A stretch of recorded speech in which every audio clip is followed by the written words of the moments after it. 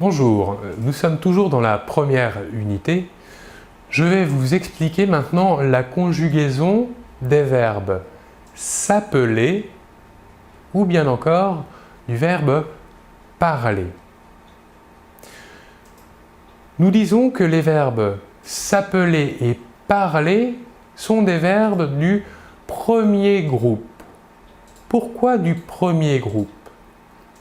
Parce que leur terminaison à l'infinitif se termine en ER et que leur conjugaison est régulière. Je veux tout de même vous montrer que le verbe s'appeler a une conjugaison régulière, mais qu'il inclut dans cette conjugaison une modification orthographique. Je vais vous l'expliquer ensuite. Autre différence entre le verbe s'appeler et le verbe parler, nous avons vu les différents pronoms. Et nous avons vu entre autres des pronoms qui sont positionnés avant le verbe, juste avant le verbe. Ils font partie du verbe. Nous avons parlé du verbe se présenter. Le verbe s'appeler est, lui aussi, comme le verbe se présenter, un verbe dit pronominal. Il inclut donc dans sa conjugaison le verbe principal et à l'infinitif se. C'est-à-dire se plus le verbe à l'infinitif. Ici, nous remarquons que pour le verbe s'appeler, le E a disparu. C'est ce que l'on appelle une élision.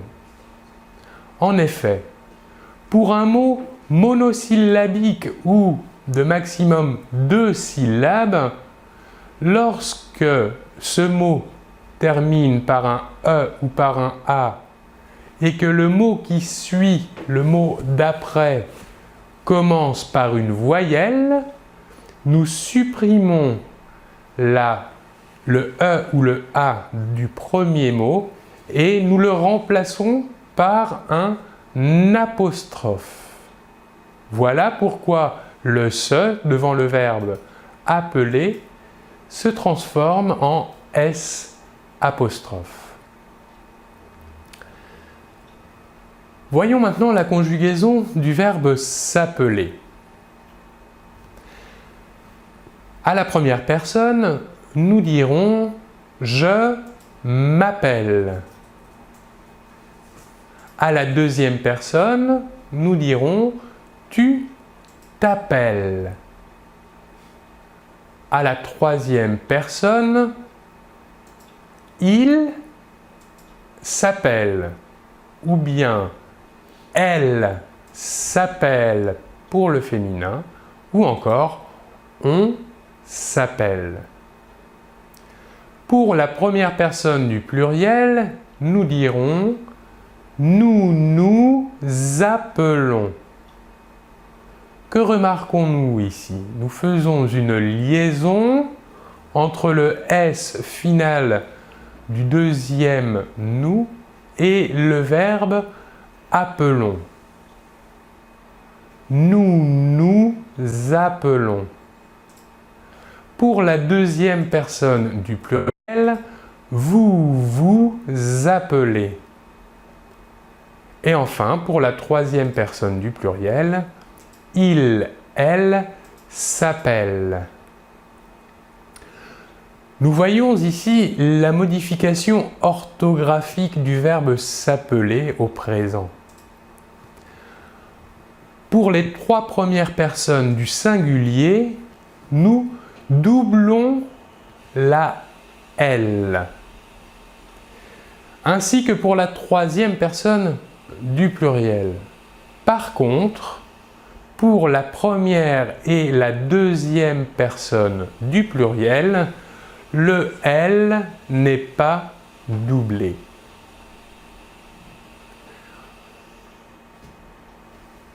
Cela est important non seulement pour l'écrit, mais également pour l'oral.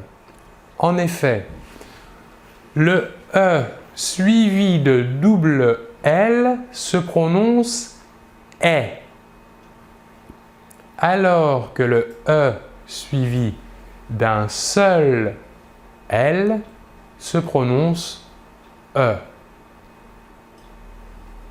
Je vais vous répéter la troisième personne du singulier et la première personne du pluriel. Nous dirons il s'appelle.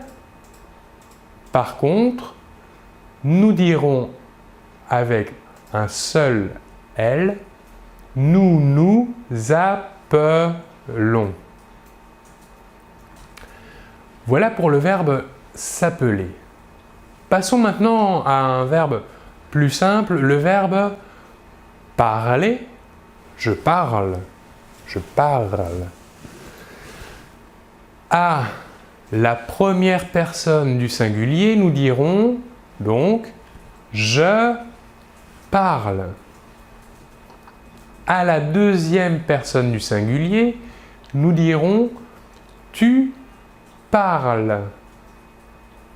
À la troisième personne du singulier, nous dirons il parle pour le masculin, elle parle pour le féminin et on parle pour un groupe de personnes. Que remarquons-nous? La prononciation du verbe est exactement la même pour la première, deuxième et troisième personne du singulier. Pour la première personne du pluriel, nous dirons nous parlons. Pour la deuxième personne du pluriel, vous parlez. Et enfin, pour la troisième personne du pluriel, nous dirons il parle, elle parle. Pour la troisième personne du pluriel, nous remarquons que le verbe se prononce de la même manière que pour les trois premières personnes du singulier. Voilà pour la prononciation et les explications. Remarquons, comme nous l'avons dit avant, que les verbes s'appeler et parler sont des verbes du premier groupe qui se terminent en ER à l'infinitif. Je vais vous montrer ici rapidement les terminaisons des verbes du premier groupe qui se terminent en ER à l'infinitif. Pour la première personne du singulier, que faisons-nous? Nous quittons ER à l'infinitif et gardons la racine, les lettres qu'il reste. Et qu'ajoutons-nous? Nous ajoutons un E.